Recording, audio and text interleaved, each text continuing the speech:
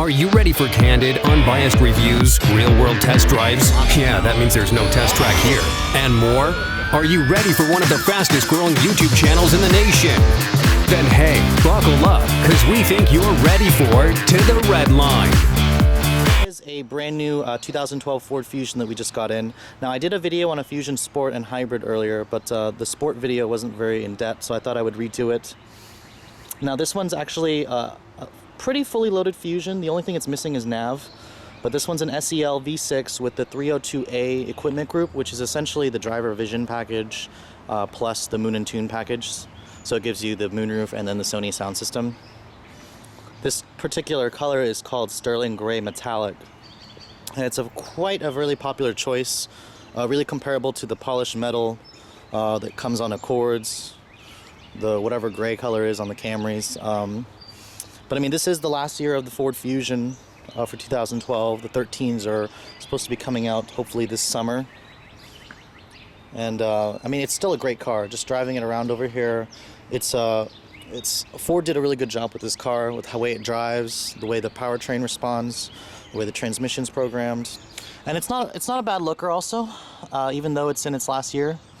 Those 17-inch wheels are pretty much the norm for the class. The chrome 3-bar grille, though, is pretty much on its way out, as Ford has, as the new Fusion kind of looks like an Aston Martin. But fog lights are included on this SEL. They're pretty much standard on SEL and aboves. And these tires are 225/50 R17s on Michelin rubbers. This is essentially the same tires that you find in an Accord. The one thing about the Fusion that I love is the fact that it has double wishbone suspension in the front and a multi-link in the back, just like Accords. That's probably the reason why it feels like an Accord. Anyways, there's the sticker price, and you guys can actually see it now. It's $30,105. A little bit, it's pricey, but other family sedans in this category are about the same price. You can see there's the 302A, which gives you the blind spot monitoring. You can't get that in an Accord. A backup camera, which you have to get navigation on an Accord. The Sony sound system in here kind of just blows away the Honda system. And then the gas mileage at 20 city, 28 highway, and this is flex fuel capable. So it's a competitive gas mileage numbers for a V6. Anyways, here's the interior. It's got a black leather interior. It goes well with the gray. Start up really quick. The Fusion, actually, the one thing you probably won't notice is it doesn't have push-button start available, not on this model, so the new one should have that. This one only has 4.6 miles on it, too. I love the way the gauges swing like that, and I like the font, or the color of the instrument display.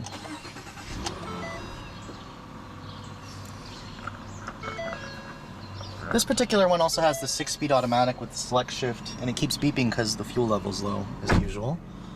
The way you clear that is you kind of just hit the reset button on here, and it clears it out.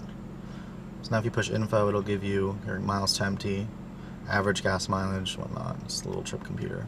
That's something that Honda, the Accord, kind of lacks, is you have to get navigation to get the trip computer. Even like an EXL doesn't include it. Anyways, like I said, this one is just missing navigation. It's a $2,000 option. So in terms of an Accord and a Fusion, they're about 32 grand fully loaded with nav.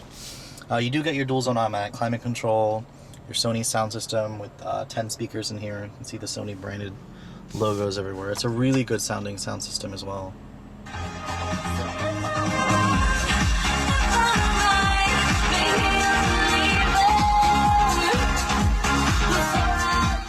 And I can't wait to hear how that sounded on my videos, because the iPhone does not pick up sound quality as good as this thing does. Anyways, in terms of the center stack layout, a little bit button happy, but it's pretty well labeled. I mean, the Accord's center stack is also pretty button happy. For 2013, Ford's planning to clear all that up and put the My Ford Touch, so we'll see how that goes. You're still getting your dual zone automatic climate control, heated seats, and then this button right here changes the color of the cup holders and the instrument lighting and whatnot. You do have a 6-speed automatic, like I said, with a manual shift mode and the select shift of these rockers here. I think the new Fusion's going to give you paddle shifters. I'll have to double check that. In terms of materials in here, it's really nice materials. Soft touch plastic here. The graining is not something that I personally prefer, but it's still a really nice interior. Everything fits really well in here. And then I'm excited to see what the new Fusion is going to be like in terms of interior quality. I like that storage compartment right there. But like I said, it's all soft touch here. The steering wheel has these nice bolstering extensions. Feels really good in your hands. And the door panels here are all soft touch with a nice leather coating right here where you put your elbows. The center console here is bi-level. And then your sync and your audio input jack is all in there. And this, like I said, this one has the moonroof, so you do get that feature as well. Moonroofs are really important to me, and you get an auto-dimming rearview mirror. But let me show you guys under the hood and the trunk, which the trunk popper is right over there. Basically, this will be the last year you can get a 6-cylinder on the Fusion. And this is Ford's, actually, a version of Ford's Duratec 3-liter V6, updated, of course, with variable cam timing. It makes 240 horsepower and I believe 212 foot-pounds of torque. A little bit behind in terms of power, but it gets this car up to, it moves this car really well. The 6-speed automatic's really responsive. It doesn't feel any slower than like an Accord V6. A Camry V6 is probably quicker, definitely quicker, because that thing is like a wolf in sheep's clothing, but it's still a great powertrain. Anyways, here's the back seat. Pretty good. An Accord gives you a little bit more room, but it's also a bigger car. But this is where I'd have it to drive, and you can see pretty good leg room, good foot room, and in terms of headroom, really good as well. It's got this pretty nice cutout right there, and you got cup holders here with an armrest. Although one thing that Ford I hope changes is the fact that, well, there is a place right here where you can put your elbow. It's just right here. You don't want to put your elbow on this. It's not soft. Trunk space is, wow, it's really good actually. The opening's wider than I thought for the strut type hinges. And you do get 60-40 split as well.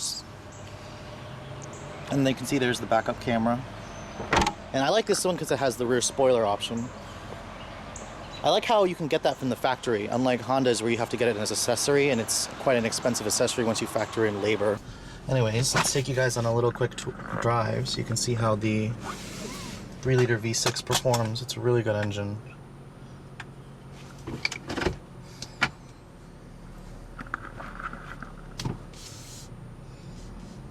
I mean, in the way that, in terms of handling and ride, this thing feels reminiscent of a 7th gen Accord.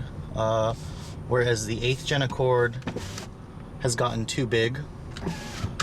Sorry, I was letting a fly out of here. Has gotten too big. The 7th gen, or the Fusion, feels just like the old 7th gen Accords.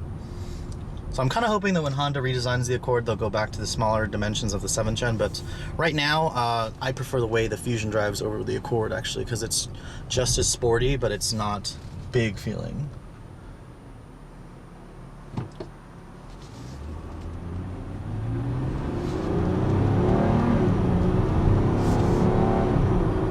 And you can see the engine sounds great, and it really just accelerates well. Really good job with the programming of the transmission. And you can see the blind spot monitoring in here works with that. If you look at that mirror, you see the little orange light that lights up. It's basically just letting you know there's someone in your blind spot. It's a really nice system. I mean, personally, I don't really know if I need it, especially in this car. The visibility in here is fantastic, but there's a lot of people that aren't really good at checking their blind spots. They could use a feature like that. Like I said, just put your foot down a little bit. This thing really just accelerates well. And despite the fact that it's down 30 horsepower to the competition, it still is a great engine. And I'll be curious to see how the 2-liter EcoBoost in the new Fusion replaces this motor.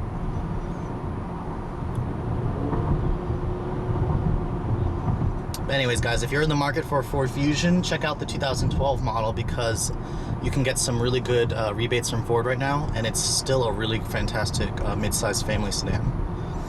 But thanks for watching, guys. Have a great day.